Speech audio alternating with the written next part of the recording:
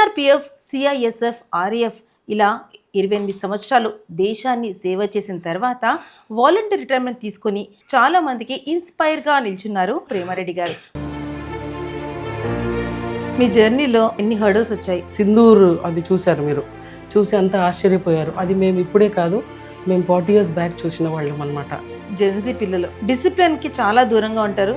ఆర్మీలో జాయిన్ అవ్వాలి అనుకుంటే ఏ విధంగా జాయిన్ అవ్వచ్చు? వాళ్ళు ఫోర్స్లో రావాలనుకుంటే వాళ్ళు బాడీ ఫిట్నెస్ పెట్టుకోవాలి, మైండ్ ఫిట్నెస్ ఉండాలి. ముఖ్యంగా ఈ యూఎస్సీ అనేది కంపల్సరీగా ప్రతి ఒక్క అమ్మాయి నేర్చుకోవాలి. ఎలాంటి బట్టలు వేసుకున్నా సరే అమ్మాయిలదే తప్పు, ఏ సిచ్యువేషన్ అన్నా సరే అమ్మాయిదే తప్పు అనేసి చాలా మంది అంటారు. మరి తప్పు ఎవరిది? తప్పు సొసైటీది కాదు, యాక్చువల్గా అమ్మాయిలదే. ఎందుకంటే పెళ్ళైన తర్వాత ఆర్మీలో జాయిన్ అవ్వడం సాధ్యమేనా? పెళ్ళికి దీనికి సంబంధం లేదమ్మా. ఇది కూడా దేశభక్తి. అంటే ఇప్పుడు కూడా మళ్ళీ నన్ను ఎవరైనా పిలిస్తే పాకిస్తాన్ బోర్డర్లో వస్తావా అంటే నేను ఈరోజు కూడా రెడీగా ఉన్నాను.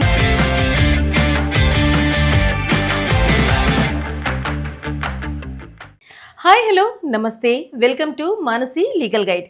మరి ఎంతోమంది నారీమణులకు, ఎంతోమంది అమ్మాయిలకి ఇన్స్పైరింగ్గా నిలుస్తూ సిఆర్పిఎఫ్, సిఐఎస్ఎఫ్, ఆర్ఏఎఫ్ ఇలా 28 సంవత్సరాలు దేశాన్ని సేవ చేసిన తర్వాత వాలంటీర్ రిటైర్మెంట్ తీసుకొని మరి కుషాయిగూడలో స్పెషల్ పోలీస్ ఆఫీసర్గా జాయిన్ అయ్యి అక్కడ కూడా ఎంతోమందికి సేవలు చేసుకుంటూ మరి కౌన్సిలర్గా నిలుస్తూ చాలామందికి ఇన్స్పైర్గా నిల్చున్నారు. మరి ఎవరో కాదండి, ఈరోజు మన మానసి గైడ్లో మనతో పాటు ఉన్నారు ప్రేమారెడ్డి గారు. మరి ఇంకెన్నో విషయాలు తన మాటలను తెలుసుకుందామండి. వాళ్ళ జర్నీ ఎలా స్టార్ట్ అయింది, మరి వాళ్ళ ఎక్స్పీరియన్స్, ఈ 28 years ఆఫ్ ఎక్స్పీరియన్స్ ఏ విధంగా జరిగిందో తెలుసుకుందామండి. నమస్తే మ్యామ్, వెల్కమ్ టు మానసి. నమస్తే అమ్మా. మ్యామ్, ముందుగా 28 years of journey is not a short period. మరి CRPF, CISF, RAF total central army, మీకు ఎవరు ఇన్స్పైరింగ్ పర్సనాలిటీ? యాక్చువల్లీ ఏంటంటే 90sలో 88లో ఒక ఉడాన్ అని ఒక సీరియల్ వచ్చిందమ్మా. అది చూసి నేను ఇన్స్పైర్ అయ్యాను. దాంట్లో తను ఒక పోలీస్ ఆఫీసర్గా ఉండి తను వాళ్ళ ఫ్యామిలీకి వెనకాల బ్యాక్గ్రౌండ్ ఫ్యామిలీని బాధ పెడుతుంటే తను ఒక పోలీస్ ఆఫీసర్గా అయ్యి తను రివెంజ్ తీసుకుంటుందన్నమాట. అలాంటిది చాలా ఇన్స్పైర్ అయిపోయి నేను మళ్ళీ 89లో నేను సిఆర్పిఎఫ్లో జాయిన్ అయ్యాను. గ్రేట్. సో మీ 28 years ఆఫ్ జర్నీ మ్యామ్ ఏ విధంగా స్టార్ట్ చేశారు మా ప్రేక్షకులకి చెప్పండి. ఏ విధంగా అంటే లైక్ ఒక 3 years వరకు ట్రైనింగ్, ఢిల్లీలో ట్రైనింగ్ జరిగింది మాది. ఇక్కడ మన హైదరాబాద్లో సెలెక్షన్ జరిగింది, ఢిల్లీలో ట్రైనింగ్ జరిగింది. ట్రైనింగ్ పీరియడ్లో యాక్చువల్గా మాకు పోస్టింగ్స్ అనేవి సెంట్రల్ కాబట్టి జేఎన్కే నుంచి కాశ్మీర్ నుంచి కన్యాకుమారి వరకు మా సర్వీస్ మొత్తము అన్ని చోట ఫ్యామిలరైజేషన్, ఎలక్షన్ డ్యూటీస్, అది కాకుండా కమ్యూనల్ రైట్స్, ఇవన్నీ డ్యూటీస్ అన్నీ చేస్తూ వచ్చానమ్మా. అమ్మాయిలకి, ఆడవాళ్ళకి ఆర్మీలో జాయిన్ అయ్యి ఇలాంటి డ్యూటీస్ చేయడానికి ఎంత ధైర్యం కావాలి, నిజంగా చేయగలరా? తప్పకుండా అమ్మా. మేము ఎప్పుడో సమ్ 30-40 years బ్యాక్ మేము జాయిన్ అయ్యామంటే ఇప్పుడు పిల్లలు ఇంకా ధైర్యంగా ముందుకు సాగొచ్చు. మేము జాయిన్ అయిన తర్వాత మేము చూసిన ఇన్సిడెంట్స్ బహుశా ఇప్పుడు ఇంకా ఎక్కువ జరుగుతుంది ఇప్పుడున్న సిచ్యువేషన్ని బట్టి. సో ధైర్యంగా ముందు అమ్మాయిలు వస్తారని నేను నమ్ముచున్నాను. అదొక ఇన్స్పైర్గా నేను తప్పకుండా వాళ్ళని అందరినీ ఇన్స్పైర్ చేస్తూ ఉంటాను. మీ జర్నీలో, అంటే ఆర్మీ కాబట్టి జర్నీలో ఎలాంటి మీరు చూశారు, ఎన్ని హర్డల్స్ వచ్చాయి మాకు చెప్పండి. చాలా చూశానమ్మా. యాక్చువల్లీ ఒక చిన్న ఇన్ఫర్మేషన్, ఆర్మీ అంటే మాది మిలిటరీ కాదు, పారామిలిటరీ అంటారు. మిలిటరీ తర్వాత మాది పారామిలిటరీ. పారామిలిటరీలో మాకు CISF, CRPF, ITBP, rapid action force, NDRF, BSF ఇవన్నీ వస్తాయన్నమాట. సో మేము ట్రైనింగ్ పీరియడ్ అయిపోగానే మమ్మల్ని కాశ్మీర్లో పోస్టింగ్ చేశారు. కాశ్మీర్లో కూడా మేము చూడనివి, ఇప్పుడు మీరంతా మొన్న ఈ సింధూర్ అది చూశారు మీరు, చూసి అంత ఆశ్చర్యపోయారు. అది మేము ఇప్పుడే కాదు, మేము 40 years బ్యాక్ చూసిన వాళ్ళం అనమాట. అక్కడ చాలా జరిగినవి. మా డ్యూటీస్లో మేము వెహికల్స్లో వెళ్తుంటే 4 పక్క నుంచి మాకు ఫైరింగ్ మా పైన చేయడము, మేము ప్రొటెక్ట్ చేసుకోవడము. అందులో ఒక అమ్మాయి అకస్మాత్తుగా తను రౌండ్ ఇక్కడ తగిలి చనిపోవడము, ఇలాంటివి చాలా జరిగినాయి. ఒకటే కాదు, ఎన్నో ఇన్సిడెంట్స్ జరిగినాయి. మా స్నేహితులు ఎంతోమందిని మేము పోగొట్టుకున్నాము. అయినా కూడా ధైర్యంగా ముందుకు సాగుతున్నామంటే ఇదొక మన దేశాన్ని మనం కాపాడుకోవాలా అన్న ఉద్దేశంతో చేస్తున్నామమ్మా. ఒక పారామిలిటరీ అన్నా సరే మిలిటరీకి ఎక్కడ తగ్గరు. సో ఆ లైఫ్ ఎలా ఉంటుంది? చాలా బాగుంటుందమ్మా. ఒక్క విషయంలో మాత్రము మేము వెనకాల పడినాము. అంటే ఫ్యామిలీ విషయం. ఫ్యామిలీ పరంగా ఫ్యామిలీస్ మేము పెట్టుకోలేము. కానీ ఇదొక మగవాళ్లకు సరిపడే బరాబర్గా ఈక్వల్ అంటారు కదా, అలాగా దేశానికి మేము కాపాడుతున్నాము, మేము పోరాడుతున్నాము అనే సంతృప్తి మాకు కలుగుతుంది. దానివల్ల ఆ ఫ్యామిలీ అనేది మేము పక్కన పెట్టేస్తాము. దానివల్ల ఆ ఒక్క ఫ్యామిలీది కోల్పోవడం తప్ప వేరే అన్నిట్లో మేము ముందడుగు వేసుకుంటూ ముందుకు వెళ్తూ ఉన్నాము. దేశానికి సేవ చేయడం అంటే మామూలు మాట కాదు. అంటే ఆ గుండె ధైర్యం కావాలి అనేసి అంటుంటారు. మ్యాక్సిమం ఇన్స్పైరింగ్గా మనము మగవాళ్ళకి ఎక్కువ చూస్తుంటాము. ఇంట్లో ఫ్యామిలీస్ అన్నా సరే మగవాళ్ళకి ఎక్కువ ప్రోత్సహిస్తుంటారు, వాళ్ళకి ఎంకరేజ్ చేయడం జరుగుతుంటుంది. మరి మీరు ఒక అమ్మాయిగా ఎలా వెళ్ళారు? ఎవరు మీ వెనుక ఉన్న నిజమైన ఎంకరేజ్మెంట్ చేసిన మనిషి? ముఖ్యంగా అంటే మా నాన్నగారండి. నేను అన్నిటికీ ఒక పిరికిగా ఉండేదాన్ని. ముందు ఒక విధంగా భయపడేదాన్ని. ఎవరన్నా అని అంటే కూడా అమ్మో నన్ను అరిచేసారే అని భయపడుకొని ఏడ్చేదాన్ని అనమాట.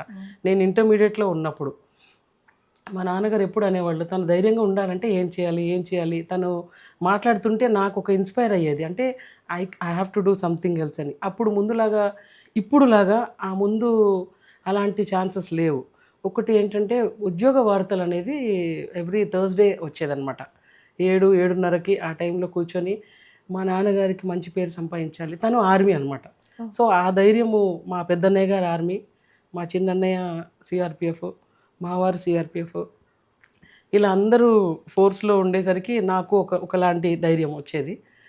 అలా చూసుకుంటూ నేను ఆ ఉద్యోగ వార్తల్లో చూడగానే వెళ్ళాలి, ఏ విధంగానన్నా నేను దేశ సేవ గవర్నమెంట్ జాబ్ అంటే ఎవరికైనా దొరుకుతుంది. అప్పుడు ఒక గవర్నమెంట్ జాబ్ అంటే ఒక పిచ్చి ఉండేదమ్మా. ఇప్పుడు అందరూ నేను లగ్జరీగా బతకాలి, నేను హాయిగా తినేసి నా ఇంట్లో నేను నా ఫ్యామిలీతో హాయిగా ఉండాలి, ఉన్న దాంట్లో చాలా హ్యాపీగా ఉండాలి అనుకుంటారు. ఆ టైంలో గవర్నమెంట్ జాబ్ అనేది ఒక పిచ్చి ఉండేది. ఎంత జీతము అని ఆలోచించే వాళ్ళం కాదు. గవర్నమెంట్ జాబ్ దక్కిందా దాని గురించి చాలా తాపత్రయపడ్డాను. ఒక 1.5 year నేను గవర్నమెంట్ జాబ్ కావాలని చాలా ఉద్యోగ వార్తలు అవన్నీ చూసి, అది రాగానే ఫస్ట్ సిఐఎస్ఎఫ్లోకి వెళ్ళాను. కానీ దాంట్లో నా ఏజ్ 18 years లేదు అన్నారు. కొంచెం సాడ్ అయిపోయాను అనమాట. నాకు చేయాలని చాలా తాపత్రయంగా ఉండింది. ఆ టైంలోనే నేను ఆయుర్వేద డాక్టర్ కోర్స్ అది చేశాను. అది కాకుండా నేను డాన్సెస్ అవి నేర్పించేదాన్ని, పాటలు అవి పాడేదాన్ని, అన్ని రంగాల్లో ముందుకు ఉండాలని ఆశపడేదాన్ని. కానీ దీంట్లో ఎందుకు నేను సాధించలేకపోతున్నానని ఒక టెన్షన్ ఉండేది. అది ఎలాగా సాధించాలన్నట్టుగా నేను ఆ ఉద్యోగ వార్తలు చూసి ముందుకు సాగానమ్మా. ఇంట్లో ఏ విధంగా ఉంటారో చెప్పండి. ఇంట్లో నా పిల్లలు నన్ను ఓసిడి అంటారు. ఎందుకంటే ఆ ఫోర్స్లో ఉన్న తర్వాత మాకు ఒక మంచం, ఒక అల్మారీ మాకు అలా ఇచ్చేవాళ్ళు అనమాట. సో మా మంచము, మా బాక్సు, మా అల్మారీ తప్ప మేము పక్కది యూస్ చేసే సీన్ ఉండదు. సో అలాగా మాది మేము నీట్గా పెట్టుకోవడము అలా అలవాటైపోయి, ఇంట్లో కూడా ఇక్కడ పిన్ అక్కడ పెడితే నేను తట్టుకోలేను. ఒక సీరియస్గా నేను అలా చూసేసరికి నా పిల్లలు భయపడుకొని అమ్మో ఇది రాంగ్ ఇది అని వాళ్ళు మళ్ళీ డిసిప్లిన్గా వచ్చే విధంగా చేశానమాట. అలా ఓసిడి అంటారు నన్ను సామాన్యంగా. బట్ నా పిల్లలు చాలా అమాయకులు. మా వారు అంతకంటే అమాయకుడే. ఆర్మీలో ఉన్నా కూడా తను కమ్యూనికేషన్ బ్రాంచ్ కాబట్టి ఆయన కుట్టి ఎలా అంటే కంప్యూటర్స్ దగ్గర కూర్చొని సిచ్యువేషన్ రిపోర్ట్స్, ఇంటెలిజెంట్ రిపోర్ట్స్ ఇట్లాంటివన్నీ పంపించుకుంటూ ఆయన డ్యూటీస్ చేసుకుంటూ ఉండేవారు. నాది జనరల్ డ్యూటీస్ కాబట్టి కొంచెం రఫ్నెస్ ఉంది నాలో. ఏంటంటే ట్రైనింగ్ ఇస్తాను, గ్రౌండ్లో చాలాసేపు ఎండలో నుంచోవాలి, వర్షం వచ్చినా ఎండ వచ్చినా ఏం వచ్చినా తట్టుకోవాలి, వాళ్ళకి ట్రైనింగ్ ఇవ్వాలి, పీటీ పరేడ్ చేయించాలి, ఆర్మ్స్ అమ్యునిషన్స్ ట్రైనింగ్ అన్నీ ఇవ్వాలి. ఇవన్నీ చేశాను కాబట్టి కొంచెం రఫ్నెస్ మా వారి కంటే నాకు కొంచెం ఎక్కువ ఉందన్నమాట. సార్ కొంచెం సెన్సిటివ్, మీరు కొంచెం రఫ్. అవునమ్మా. గ్రేట్. సో ఇప్పుడు కొంచెం సీరియస్ టాపిక్ వచ్చేద్దామా? చెప్పమ్మా. ప్రజెంట్ జరిగే సిచ్యువేషన్స్, ఇప్పుడు జెన్జీ పిల్లలు ఎవరికి వినరు, మేమే కరెక్ట్, మేము పట్టుకున్న కుందలకే 3 కాళ్ళు అంటారు. మరి అలాంటి వాళ్ళు డిసిప్లిన్కి చాలా దూరంగా ఉంటారు.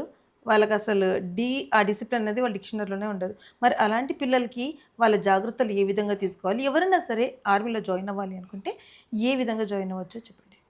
అంటే ముందు వాళ్ళు ఫస్ట్ ఆఫ్ ఆల్ వాళ్ళు బెడ్లోంచి 11 గంటలకు లేస్తారమ్మా. ఇది మాత్రం గ్యారంటీ. ఇప్పుడున్న అవును. జనరేషన్ మీరు చెప్పినట్టుగా మనము ఎంత 12, 1 గంటకు పడుకున్నా కూడా మనం మళ్ళీ 6ంటికో 5ంటికో లేసే లేడీస్కి అదొక అలవాటు ఉంటుంది. అవును. అలా లేకుండా ఇప్పుడు వాళ్ళు లేటుగా లేవడము, వాళ్ళు బయట నుంచి బర్గర్స్ అని అవన్నీ బయట తిండి తినడం అని అలాంటివి వాళ్ళకి అలవాటు కాబట్టి వాళ్ళకి ఇంకా లేజినెస్ అనేది ఎక్కువ ముందు కంటే ఇప్పుడు ఎక్కువ ఉందన్నమాట. సో వాళ్ళకు నేను చెప్పేది ఏంటంటే పీటీ లైక్ వాకింగ్ చేయాలి, రన్నింగ్ చేయాలి, జాగింగ్ చేసుకోవాలి. ఇవి కాకుండా ముఖ్యంగా వాళ్ళు ఫోర్స్లో రావాలనుకుంటే వాళ్ళ బాడీ ఫిట్నెస్ పెట్టుకోవాలి, మైండ్ ఫిట్నెస్ ఉండాలి ముఖ్యంగా. మైండ్ ఫిట్నెస్ అంటే మైండ్ ఫిట్నెస్ అంటే వాళ్ళు నేను ఈ టైంలో లేవాలి, నేను ఇది చేసుకోవాలి అని వాళ్ళకు వాళ్ళు అనుకోవాలి.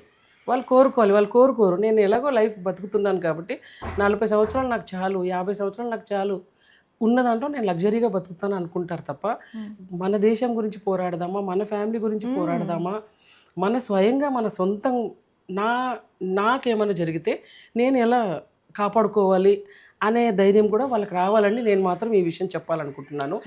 లైక్ ఒక యుఏసి అని ఒక కోర్స్ ఉంది, అన్ఆర్మ్డ్ కంబాట్. అంటే అది అన్ఆర్మ్డ్ అంటే రైఫిల్స్, ఆర్మ్స్ అమ్యునిషన్స్ లేకుండా మనం యుద్ధం చేయడం. సపోజ్ ఇప్పుడు ఒక అమ్మాయి వెళ్తుంది, 2 అబ్బాయిలు అటాక్ చేస్తున్నారు, అప్పుడు ఆ అమ్మాయి ఎలా సెల్ఫ్ డిఫెన్స్ అవుతుంది? ఆ అమ్మాయికి అలాంటి కోర్స్ చేసుకోవాలి. ఇలాంటి కోర్సులు కొన్ని డబ్బులు కట్టి ఉంటాయి, కొన్ని ఫ్రీగా కూడా చేస్తారేమో, ఐ థింక్ సో.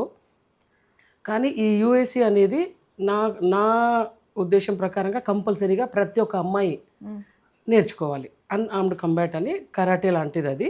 అది నేర్చుకుంటే రేపు ఫ్యూచర్లో తను ఒంటరిగా ఎక్కడైనా అటు ఇటు వెళ్ళినా తను ధైర్యంగా వెళ్ళగలదు, తను ఏమైనా పని చేసుకొని రాగలదు. ఎందుకంటే బయట ఒక ఆడపిల్ల బయటికి వెళ్ళాలన్నా, నేను సర్వీస్ చేసి ఇంత అయినా కూడా ఒక 12ంటికి బయటికి వెళ్ళాలంటే నాకు భయము అనేది ఉండకూడదు. నేను కూడా ఒక మగవాడిలా బయటికి వెళ్ళి రాగలను అనే ధైర్యము ఉండాలని కోరుకుంటున్నాను. ఇప్పుడు మీరు చెప్పినట్టుగా యుఏసి అంటే ఖచ్చితంగా ఇది ఇప్పుడు ప్రజెంట్ జనరేషన్ అమ్మాయిలకే కాదు, బట్ మన ప్రతి అమ్మాయి ఆడవాళ్ళు, ఎందుకంటే ఇప్పుడు ప్రజెంట్ ఏజ్ గ్రూప్ అని చూడట్లేదు, ప్రతి అమ్మాయికి 30. మరి ఈ యుఏసి అనేది ఎవరైనా నేర్చుకోవచ్చా? ఏ ఏజ్ గ్రూప్ వరకు నేర్చుకోవచ్చు? ఎక్కడ నేర్పిస్తారు? అంటే యుఏసి అనేది కరాటే అనేసి చాలామంది అవునా కాదా అనుకుంటారు. ఇది ఎక్కడ నేర్పిస్తారు, ఏ విధంగా నేర్పిస్తారో క్లారిటీ ఇవ్వండి. ఇది కరాటే లాంటిదే అమ్మా, కరాటేనే అనుకోవచ్చు. బట్ ఏంటంటే దాంట్లో బ్లాక్ బెల్ట్, బ్లూ బెల్ట్ అవన్నీ ఉంటాయి. దీంట్లో బెల్ట్లు అట్లా ఏమి ఉండవు. దీంట్లో ఉట్టి యుఎస్ఏ అంటారు. అంటే అది కరాటే లాంటిదే. మనం బయటికి వెళ్ళినప్పుడు మనం 2 అబ్బాయిలు ఒకవేళ మనల్ని అటాక్ చేస్తే మనం దాన్ని డిఫెన్స్ ఎలా చేసుకోవాలి, నేను ప్రొటెక్ట్ ఎలా చేసుకోవాలి అనే ధైర్యము ఆ అమ్మాయికి, బయటికి వెళ్ళిన అమ్మాయికి తెలియాలన్నమాట. సో ఇది ఎక్కడైనా కరాటే క్లాసెస్ ఎక్కడున్నా కూడా అక్కడికి వెళ్ళి కనుక్కొని చేసుకోవచ్చు. YMCA, YWCA ఉన్నాయి కదమ్మా, అవిట్లో కూడా వీళ్ళు వెళ్ళి కన్ఫర్మ్ చేసుకుంటే అక్కడ కూడా నేర్పిస్తారు. అలా నేర్చుకుంటే ఎన్సీసీలో ఉండాలి, ఎన్సీసీలో వెళ్ళాలి. అప్పుడు కొంచెం ఈ మిలిటరీ, పారామిలిటరీ వీటిలో జాయిన్ అవ్వడానికి వాళ్ళకు ఒక ధైర్యం వస్తుంది. ఎన్సీసీలో ఉంటే ఏంటంటే అది ఒక పరేడ్లో ఒక బేసిక్ అనమాట. మనం ఎల్కేజీ, యూకేజీ ఎలా పిల్లలకి ABCD నేర్పిస్తాం, దాని తర్వాత మనం ఇంగ్లీష్ లిటరేచర్ వరకు ఎక్కడి వరకు వెళ్ళిపోతారు, ఇంజనీరు, డాక్టర్లు వెళ్ళిపోతారు. అలాగా అది ఒక బేసిక్ అనమాట. అలా నేర్చుకొని ఎన్సీసీలో వెళ్ళి స్కూల్స్లో ఉన్నప్పుడే పిల్లల్ని ఎన్సీసీలో వేసి దాని తర్వాత వాళ్ళని కరాటే, ఈ యుఎస్సి ఇట్లాంటి క్లాసెస్లో పంపిస్తే పిల్లలు ధైర్యంగా వాళ్ళకి అంబిషన్ ఉంటుంది అనమాట. నేను మిలిటరీలో వెళ్ళాలి, పారామిలిటరీలో వెళ్ళాలి అనే ఆలోచన వాళ్ళకి రావాలి. అంటే ఇప్పుడు మీరు కాలేజ్కి వెళ్ళి కౌన్సిలింగ్ ఇవ్వడం ఇలాంటివి చేస్తుంటారు? తప్పకుండా స్కూల్స్లో కూడా వెళ్తాను, కాలేజెస్కి వెళ్తాను, కౌన్సిలింగ్ ఇస్తాను. వాళ్ళకి నా ఇన్స్పిరేషన్ వాళ్ళకు ఇదవుతుంది. ఒక 10 మంది మళ్ళీ చెప్తారు, రిప్లై ఇస్తారు, నేను తప్పకుండా పోలీస్లో వెళ్తాము, ఏమన్నా వేకెన్సీ ఉంటే చూడండి అని మళ్ళీ నాకే వాళ్ళు లెటర్ పంపిస్తారు, లేకపోతే కాల్ చేసి చెప్తారు. ఆ విధంగా నేను వాళ్ళకు రికమెండ్ కూడా చేస్తాను, హెల్ప్ చేస్తాను. అలాగే సో అలాంటప్పుడు అంటే మీరు ఎప్పుడన్నా సజెషన్ ఇవ్వడం జరిగిందా ఏదైనా కాలేజెస్ అన్న స్కూల్స్కి వెళ్ళినప్పుడు ఈ యుఏసి అనేది మనకి కాలేజ్ స్కూల్ వాళ్ళే నేర్పిస్తే బాగుంటుంది అనేసి మీకు ఎప్పుడన్నా అనిపించిందా? ఏదైనా స్కూల్ కాలేజెస్ వాళ్ళకి మీరు వాళ్ళకి చెప్పడం జరిగిందా? చెప్పడం జరిగింది. ఎన్సీసీ ఉంది కాబట్టి ఎన్సీసీ వాళ్ళకే అంటే ఆర్మీ వాళ్ళే ఎన్సీసీ ఒక ఇది బ్రాంచ్ తయారు చేశారనమాట. ఇప్పుడు మా సిఆర్పిఎఫ్లో ఎన్డీఆర్ఎఫ్ అంటే నేషనల్ డిజాస్టర్ ఎట్లా ఉందో అలాగే ర్యాపిడ్ యాక్షన్ ఫోర్స్ ఎలా ఉందో అలాగే ఎన్సీసీ వాళ్ళకు కూడా మనం చెప్పాలి. నేను చెప్పాలని ప్రయత్నిస్తున్నాను. ఆర్మీ వాళ్ళకి ఎన్సీసీ వాళ్ళు నేర్పించి స్కూల్స్లో వెళ్ళి ఎన్సీసీ నేర్పిస్తారు కాబట్టి అలాగే యూఎస్సీ కూడా నేర్పించమని చెప్పాలని చాలాసార్లు నేను ప్రయత్నించాను, కుదరలేదు. ఇక మీదట నేను అది చేయాలనుకుంటున్నానమ్మా. Great ma'am. మరి పోలీస్ ఆఫీసర్గా మీరు ఎన్నో చేసిండొచ్చు, ఎన్నో చూసిండొచ్చు కూడా.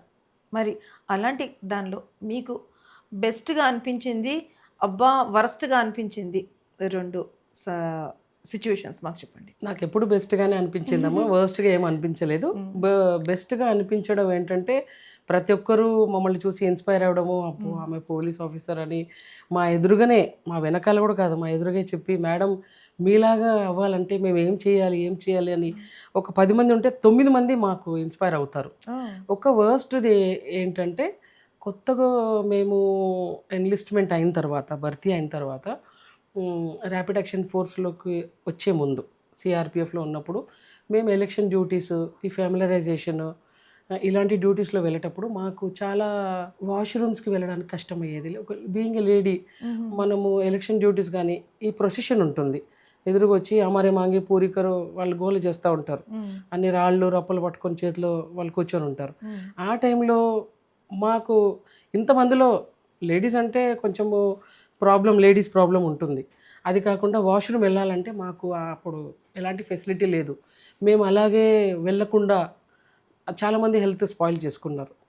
అది సైంటిఫిక్గా ఇప్పుడు మనం డాక్టర్స్ని అడిగితే లేదు యూ షుడ్ నాట్ స్టాప్ అది ఇది అని అంటారు కదా, ఆ విధంగా చేస్తారు. మేము అడిగి వజ్ర అనే ఒక వెహికల్, దాంట్లో మేము బాత్రూమ్స్ పెట్టాలి అని చెప్తే ఆ బస్సెస్లో బాత్రూమ్స్ పెట్టారనమాట, వాష్రూమ్స్ పెట్టారు. ఓకే, అది ఓకే, బాగా జరిగింది అనమాట. అది that is the best situation ఎప్పుడు గుర్తుండిపోయేది. అవును. మీ ఈ 20 years ఆఫ్ జర్నీలో ఎన్నో ప్లేసెస్, ఎన్నో స్టేట్స్కి మీరు వెళ్ళారు, ఎన్నో సిచ్యువేషన్ కూడా మీరు చూసారు కాబట్టి ఆ సిచ్యువేషన్ నుంచి నేను ఎప్పుడైనా బయటపడగలనా అనేసి మీకు ఎప్పుడన్నా అనిపించిందా? కాశ్మీర్లో నేను చెప్పాను కదా, అన్ని పక్కన ఫైరింగ్ జరుగుతూ ఉంటుంది, చాలా ప్రాబ్లమ్స్ ఉండేది. 1991లో నేను డ్యూటీ చేశాను అక్కడ. చాలా బాధాకరంగానే ఉండేది. బయటపడతామా లేదా అంటే పడము అని డిసైడ్ చేసుకున్నాం. ఇంకా మేము ఒకవేళ మేము చనిపోతే మా బాడీ ఫలానా అడ్రస్ పంపించేయండి అని కూడా మేము ఇన్ఫార్మ్ చేసుకునే వాళ్ళం ఒకరికొకరు. అలాంటి సిచ్యువేషన్ కూడా జరిగిందమ్మా. ఓకే, అంటే సెంట్రల్గా వెళ్ళారు కాబట్టి సెంట్రల్ మీకు ఆర్మీకి ఎవరికన్నా సరే పక్కన పెడితే ఒక ఆడవాళ్ళగా మీకు ఎంతవరకు సపోర్ట్ చేస్తారు? చాలామంది సపోర్ట్ చేస్తారమ్మా, జెంట్స్ కూడా సపోర్ట్ చేస్తారు. వీళ్ళు లేడీస్ ఉండి కూడా వీళ్ళు ఇంత ధైర్యంగా వీళ్ళు ముందుకు రావడం అంటే మా బరాబర్గా సర్వీస్ చేస్తున్నారు, మా బరాబర్గా జీతాలు తీసుకుంటున్నారు. ఇప్పుడు కొంచెం క్రిటికల్ సిచ్యువేషన్కి వచ్చేద్దామా? ఎలాంటి బట్టలు వేసుకున్నా సరే అమ్మాయిలదే తప్పు, ఏ సిచ్యువేషన్ అన్నా సరే అమ్మాయిలదే తప్పు అనేసి చాలామంది అంటారు. సమాజంలో కూడా చాలామంది ఎత్తి పొడుస్తుంటారు అమ్మాయిలకి. మరి తప్పు ఎవరిది, సొసైటీదా అమ్మాయిలదా? తప్పు సొసైటీది కాదు, యాక్చువల్గా అమ్మాయిలదే. ఎందుకంటే అమ్మాయిలు ఒక పద్ధతి, ఇప్పుడు మన బాడీ మనం కవర్ చేసుకోవడం అది తప్పు కాదు. ఒకప్పుడు చీరలు అవన్నీ కట్టేవాళ్ళు, సల్వార్ సూట్స్, మెల్లగా లెహంగాలు అవి ఇవి అన్నీ ఓకే. ఈ మరీ స్లీవ్లెస్గా కొంచెం తక్కువ బట్టలు వేసుకొని okay, that is also okay. చేతులు కనబడుతుంది ఓకే. ఇంకా మరీ పొట్ట కనబడడం ఇలాంటి కొంచెం ఎక్కువ ఇదైతే అబ్బాయిలు వాళ్ళపైన ఎక్కువ ఆశలు అనేది వచ్చేస్తుంది అనమాట. సో అలాంటివి తగ్గించాలంటే మన అమ్మాయిలు కూడా కొంచెం ప్రొటెక్ట్. ఓకే, వాళ్ళు మనము వేరే విదేశాలతోని మనం కంపేర్ చేస్తున్నాము, చదువుల్లో కానీ పనులు కానీ ప్రతి ఒక్క దాంట్లో మనం వాళ్ళలో ఈక్వలెంట్ ఉంటున్నాం కాబట్టి వీటిలో కూడా ఉంటున్నారు, ఓకే, దట్స్ ట్రూ. కానీ ఇంకా కొంచెం మన సమాజానికి నేర్పించేది ఏంటంటే బట్టలు కొద్దిగా కవర్ చేసుకొని కొంచెం పద్ధతిగా, నేను మరీ చెప్పను కానీ పద్ధతిగా ఉంటే వాళ్ళు కూడా కొంచెం భయపడి జాగ్రత్తగా ఉంటారు అని నా ఉద్దేశం. బాగా చెప్పారు మ్యామ్. బట్ చూసుకుంటున్నట్లయితే ఇప్పుడు కిరాతకం ఎంతవరకు వెళ్ళిపోయిందంటే పుట్టిన పాప దగ్గర నుంచి 5 సంవత్సరాల పాపని చూడట్లేదు, 50 సంవత్సరాల పండు ముసలిని చూడట్లేదు. మరి అలాంటి వారికి మీరేమంటారు? వారికి ఏం చెప్తామమ్మా, వారి బుద్ధి అది, వాళ్ళ బుద్ధి అది. మనము ఎవరి బుద్ధిని ఒక్కొక్కరిని వెళ్ళి మనం నేర్పించలేము. సమాజంలో మనం ఒక సొసైటీలో ఉన్న తర్వాత ఆ సొసైటీలో ఎంతమంది ఎలా ఉన్నారో మనకు తెలియదు. మన ఎదురుగా వచ్చి మంచిగా మాట్లాడినా వాడి మనసులో ఏముందో మనం చెప్పలేము. సో అందరూ మగవాళ్ళు క్రూరత్వంగా ఉంటారని మాత్రం చెప్పకూడదు, ఎందుకంటే అది రాంగ్. అది ఆడవాళ్ళని దేవతగా చూసేవాళ్ళు కూడా ఉంటారు, తప్పుగా ఆలోచించే వాళ్ళు కూడా ఉంటారు. మరి వాళ్ళని బట్టి మన ప్రవర్తనను బట్టి వాళ్ళు చేంజ్ అవుతుంటారు. సో మన మీదనే డిపెండ్ అది. మనము వాళ్ళతో ఎలా నవ్వుతూ ఆడుతూ పాడుతూ పూసుకొని రాసుకొని నడిచామనుకోండి, వాడికి ఏమనిపిస్తుంది, తను ఫ్రీగా ఉంది, I can do what ever I like అన్న ఉద్దేశం వాళ్ళకి వస్తుందన్నమాట. సో అలా కాకుండా మన ప్రవర్తనను బట్టి వాళ్ళు నడుస్తారంటే మన ప్రవర్తనను కొంచెం చూసుకొని జాగ్రత్తగా నడవాలి. అది మనదే. నేను మన లేడీస్దే తప్పు అని చెప్పట్లేదు, మగవాళ్ళదని అసలే చెప్పను. ఎందుకంటే మనం చేసే, ఇప్పుడు అంటారు కదా, ఒక విత్తనము ఏమంటారు, ఒక చింత గింజ విత్తనం వేస్తే చింత చెట్టే వస్తుంది, అంతే కదమ్మా. మన ప్రవర్తనను బట్టి మనకు. ఇప్పుడు నేను ఎక్కడైనా బయటికి వెళ్తే క్రూరంగా అమ్మ పులి వచ్చింది అని భయపడేలాగా ఉంటాను తప్ప, మేకలాగా కనిపించానంటే ఇంకా వేరే పులులను అటాక్ చేస్తుంది అనమాట. అలాగా. అంటే మీరు చెప్తున్న బట్టి ఇప్పుడు అమ్మాయిలందరూ పులిలాగా ధైర్యంగా ఉండాలి. తప్పకుండా ఉండాలి. కరాటేలు నేర్చుకోవాలి, యూఎస్సీ నేర్చుకోవాలి. అలాగని కరాటేలు నేర్చుకొని పోయి ఎవడంటే వాడిని కొట్టడం కాదు. మన సెల్ఫ్ డిఫెన్స్ గురించి మనం నేర్చుకుంటే రేపు ఫ్యూచర్లో వాళ్లకు బాధ ఉండదు, మనకు బాధ ఉండదు. ఈ సెల్ఫ్ డిఫెన్స్, ఈ యూఎస్సీ ఏదైతే మీరు చెప్తున్నారో చాలా బాగుంది మ్యామ్. బట్ నిజాన్ని చెప్పాలంటే ఈ యూఎస్సీ మీ మాటలోనే మాకు తెలుస్తుంది. ఎందుకంటే ఇప్పుడు నాకే తెలియదంటే నాలాంటి వాళ్ళు మా ప్రేక్షకుల్లో ఎంతమంది ఉన్నారు. ఈ యూఎస్సీ గురించి చాలామందికి తెలియదు. మరి అలాంటప్పుడు మీరే ఈ యూఎస్సీ ఒక బ్రాంచ్ ఓపెన్ చేయాలి, నేనే నేర్పిస్తే బాగోదు అనేసి మీకు ఎప్పుడైనా అనిపించిందమ్మా? అనిపించింది. చేస్తానని కూడా నమ్మకం ఉంది, తొందరలోనే చేస్తానని నమ్మకం ఉంది. ఈ పాటలు పోటీలు అవిట్లో అన్నిట్లో తిరుగుతున్నాను కాబట్టి ఇది కూడా చేయాలని చాలాసార్లు అనుకున్నాను. అది చేద్దామని ఒక స్పాట్ చూసి చేద్దామనే ఉద్దేశం ఉందమ్మా. తప్పకుండా తొందరలో చేస్తాను. ఎందుకంటే ఇప్పుడు ప్రజెంట్ ఆడవాళ్లలో చాలామంది ఐటీ ఫీల్డ్ వాళ్ళకి సంబంధించి వాళ్ళకి నైట్ షిఫ్ట్స్ ఉంటుంటాయి. అవును. క్యాబ్స్ అనేసి వాళ్ళ సొంత కంపెనీ డ్రైవర్స్ అన్నా సరే, ఇంకెవరన్నా సరే, ఎవరికి నమ్మదగ్గట్టుగా ఉండరు. కాబట్టి వాళ్ళకి చాలా ముఖ్యమైన విషయం యూఎస్సీ, సెల్ఫ్ డిఫెన్స్. ఎందుకంటే మీ లైఫ్ టైం, మీ జర్నీలో మీరు ఇలాంటివి ఎన్నో చూసుండొచ్చు. మరి అదే కోవల నుంచి మనం తీసుకుంటున్నట్లయితే ప్రజెంట్ సిచ్యువేషన్ సొసైటీలో క్రూరంగా మారిపోతుంది. మరి అలాంటి వారికి మీ మీద మీరేం చెప్తారు, మీ స్పందన? అది తప్పు అని చెప్తున్నాను. ఎందుకంటే చూడు, ఒక అమ్మాయిని చూస్తున్నారంటే తన తల్లిగా, తన చెల్లిగా భావించాల తప్ప వాళ్ళు తప్పుగా ఆలోచించారంటే ఇంకా మన దేశం పేరు పాడవుతుంది, మన సొసైటీ పేరు పాడవుతుంది, మన ఫ్యామిలీ పేరు పాడవుతుంది, మన పేరు పాడవుతుంది అనే ఆలోచన ఉండాలి. ఒక జీవితం ఒకటే, ఆ ఒక్క జీవితంలో ఏది సాధించాలి, నేను ఇది సాధిస్తాను, నేను ఇది చేస్తాను అని మాకు ఎలా ఉంటుందో అలాగా వాళ్ళు కూడా, లేదు నేను ఇది చేస్తే తప్పు, రేపు ఫ్యూచర్లో నా ఫ్యామిలీకి, నా వాళ్ళకి నేను తలపెట్టినట్టు అవుతుంది, తప్పు చేయకూడదు అనే ఆలోచన వాళ్ళకి రావాలి. అంటే ఈ క్రూరానికి వెనకాల వాళ్ళకి ఇంత ధైర్యం వస్తుంది అంటే లా లేదనేసా ఇంత ధైర్యం వాళ్ళకి ఎక్కడి నుంచి వస్తుంది మ్యామ్? ఎందుకంటే మనము పెద్ద ఇన్స్పైరింగ్ ఎవరో పొలిటికలో ఇంకెవరో పెద్దవాళ్ళ దగ్గర తీసుకోకుండా నార్మల్ మిడిల్ క్లాస్ వాళ్ళు కూడా ఇప్పుడు చాలా ధైర్య సాహసాలకి పాల్పడుతున్నారు, ఇలాంటివి చాలా చేస్తున్నారు. మరి వాళ్ళకి ఈ ధైర్యం ఎక్కడి నుంచి వస్తుంది? ఎక్కడి నుంచి వస్తుందంటే మనం చెప్పలేమమ్మా, అది వాళ్ళ పర్సనల్ విషయాలు అవి. ఇప్పుడు లా అండ్ ఆర్డర్ ఉంది, పోలీసు వాళ్ళు ఉన్నారు, అంత ప్రొటెక్ట్ చేస్తున్నారు. ప్రతి చోట డ్రైవింగ్ చేస్తే మీరు హెల్మెట్ వేసుకోకపోతే మీకు మీరే పడతారు, మీకే దెబ్బలు పడతాయి అని చెప్తారు. చెప్పినంత మాత్రాన వీళ్ళు ఒప్పుకుంటున్నారా? ఒప్పుకోవట్లేదు. హెల్మెట్ లేకుండా స్టైల్గానే తిరుగుతారు, నలుగురు కూర్చోబెడతారు, పోయి యాక్సిడెంట్ చేసుకుంటారు. అది పేరెంట్స్కి ప్రాబ్లం అవుతుంది, వాళ్ళకి అవుతుంది అనే ఆలోచన వాళ్ళకి రావడం లేదు. అదేవిధంగా ఈ తప్పుడు ఆలోచనలు ఇవన్నీ వాళ్ళే సొంతంగా స్వయంగా వస్తుంది తప్ప ఒకరు నేర్పించేది కాదు, వాళ్ళు తెలుసుకునేది కాదు. ఇది తెలుసుకోవాలి, ఇది అందరికీ అవగాహన ఉండాలి. తప్పు చేస్తే జరిగేది ఏంటి, నా రిజల్ట్ ఏంటి. ఒక ఎగ్జామ్ రాసినప్పుడు మనం దాన్ని పాస్ అవుతామని ఎంత హ్యాపీగా ఉంటామో, అదేవిధంగా నేను తప్పు చేస్తున్నాను, నాకు అలాంటి రిపోర్ట్ వస్తుంది, అలాంటి రిజల్ట్ వస్తుంది అని తనకు భయం అనేది ఉండాలి. ఆ భయం ఉంటే తను తప్పు చేయడు. అంటే భయం ఉండాలి అంటే మన లా స్ట్రాంగ్ అవ్వాలా? లాతోని దీనికి కనెక్ట్ ఏం లేదమ్మా. లా ఎట్లయితే వాళ్ళైతే వాళ్ళ డ్యూటీస్ వాళ్ళు చేస్తున్నారు. లా ఉంది, వాళ్ళ డ్యూటీ వాళ్ళు చేస్తున్నారు. మన డ్యూటీ ఏంటి? ఒక సమాజంలో నేనేంటి అని ముందు నేను తెలుసుకోవాలి. నేనేంటి, నేను ఎవరికన్నా పనికొస్తున్నానా? ఎవరికి పనికి రాకపోయినా పర్వాలేదు, కానీ ఒక్కరికి బాధ పెట్టేలాగా నా వల్ల ఒకరు బాధపడుతున్నారు అనే ఉద్దేశం ఉంటే ఆ బ్రతుకు వేస్ట్. అలాంటి వాడి బ్రతుకు వేస్ట్. నేను చెప్పడం అదే. గ్రేట్. మరి మీ ఇన్స్పైరింగ్ పర్సనాలిటీ మీరు మీ ఫాదర్ అని చెప్పారు, ఉడాన్లో తను కిరణ్ బేది అని చెప్పారు. అవును. మరి ఇప్పుడు ప్రజెంట్ జనరేషన్కి ఒక ఇన్స్పైరింగ్ పర్సనాలిటీ ఎంతవరకు అవసరం అంటారు? చాలా అవసరం అమ్మ. ఇలాంటివి ముఖ్యంగా అవసరం. ఇప్పుడు డాక్టర్స్ అవుతున్నారు చాలామంది, అన్నీ లైక్ ఇంట్లో ఉండి నేను చేసుకోగలను. సాఫ్ట్వేర్ ఇంజనీర్స్ ఉన్నారు, డాక్టర్స్ ఉన్నారు, పక్కన మెడికల్ స్టోర్ పెట్టుకుంటారు, పక్కనే డిస్పెన్సరీ పెట్టుకుంటారు, పక్కనే హాస్పిటల్ పెట్టుకుంటారు, దగ్గరలోనే వెళ్ళి వచ్చేస్తుంటారు. కానీ దేశాన్ని గురించి ఆలోచించే వాళ్ళు చాలా తక్కువ. ఎస్. దేశం, నేను ఎక్కడో బార్డర్లో వెళ్ళి నేను బతుకుతానో లేదో, నేను 10 నెలలు నేను అక్కడ నా ఫ్యామిలీకి దూరం ఉండి నేను డ్యూటీ చేస్తున్నాను, ఎలా చేస్తాను, మరి నేను ఉండగలుగుతానా అనే ఆలోచన కూడా రాదు మనుషులకి.